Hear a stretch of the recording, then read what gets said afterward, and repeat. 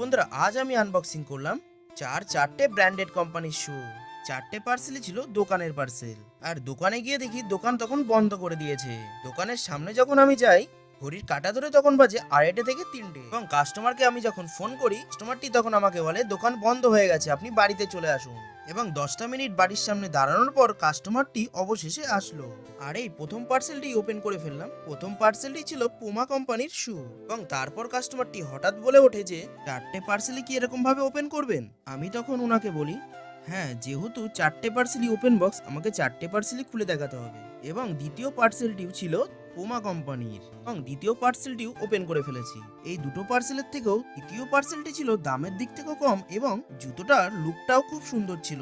এবং এই জুতোটি ছিল ক্যাম্পাস কোম্পানির। বন্ধুরা আমার ভিডিওটি যদি আপনাদের ভালো লাগে থাকে তাহলে লাইক, শেয়ার এবং সাবস্ক্রাইব করতে ভুলবেন না। কিন্তু 4 নম্বর জুতোটি ছিল বন্ধুরা, তিনটে জুতোর থেকেও এই জুতোটির দামটি কম ছিল।